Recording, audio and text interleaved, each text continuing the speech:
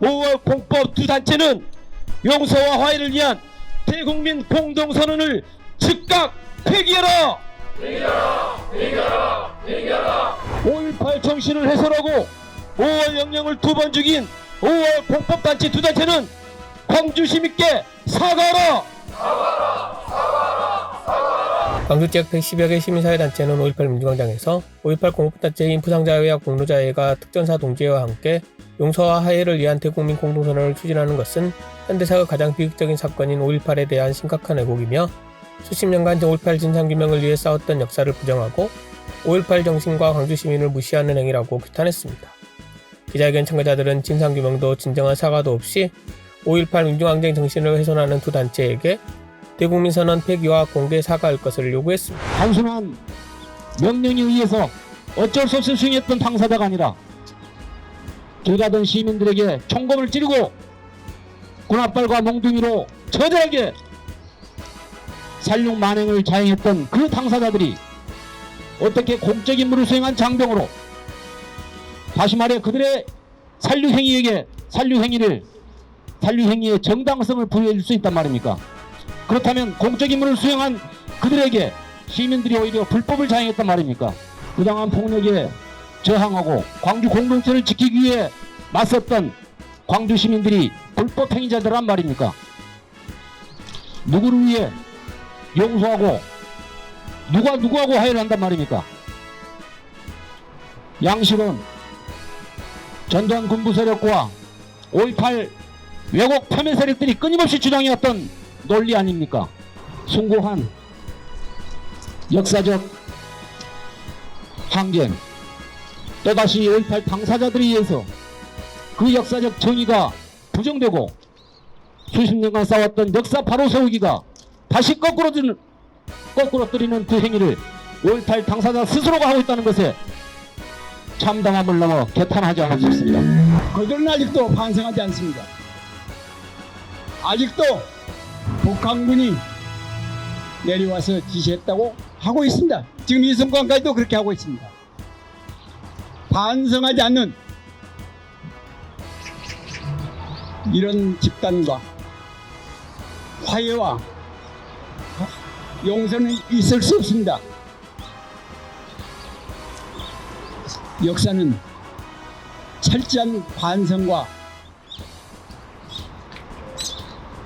성찰을 가지고 자기 행동을 할 수 있어야 그 뒤에 광주 시민과 국민들이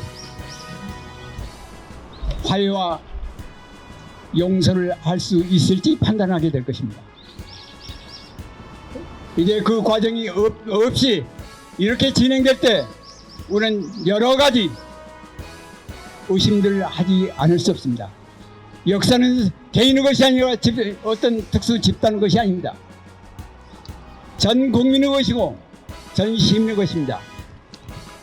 우리는 이제 5.18을 사유하지 않고 광주 시민과 전 국민한테 돌려줄 수 있어야 됩니다. 왜 쏘았지? 왜 찔렀지? 들어가기 싫고 어디를 갔지?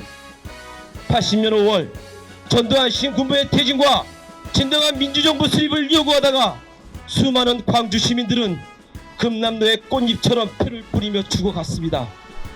그 후 43년 동안 5.18 희생자와 유가족, 부상자, 구속자 등 모든 관련자들은 온갖 트라우마에 시달리며 살아왔습니다. 5.18 진상규명과 책임자 처벌을 외치며 죽어갔고 청춘을 바쳐 싸워갔고 응원하고 지지해 주었던 수많은 사람들이 있었습니다. 교과서와 5월 역사 현장을 찾으며 비극의 역사를 펴나갈 우리의 미래 세대들이 있습니다. 5.18 민주항쟁은 공법 단체들만의 것이 아니라 우리 모두의 것이며 지켜나가야 할 역사입니다. 다시 한번 강조하지만 용서와 화해를 위해 먼저 선행돼야 할 것은 가해자들의 진실된 자기 고백과 처절한 자기 반성입니다.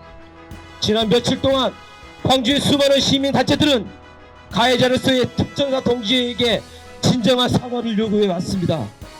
누가 자신들에게 총을 쏘라고 시켰는지, 어디에서 어떻게 시민들을 학살했는지, 생목숨을 잃은 시민들의 시신을 어디에 버렸는지 밝혀야 합니다.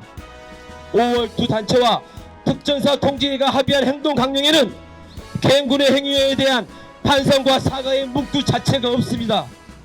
5.18 피해자에 대한 위로의 문구 대신 가해자인 개영군을 위로한다고 합니다. 이것이 5월 두 단체가 주장하는 화해와 용서입니까?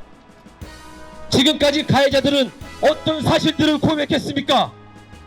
자신들이 어떤 잘못을 저질렀는지 세밀하게 증언해야만 80년 5월에 대한 진실 규명에 다가갈 수 있습니다. 용서와 화해는 진실 규명 다음에 이루어져도 늦지 않습니다. 반성 없는 용서와 화해는 아픈 역사를 되풀이하게 만들 것입니다.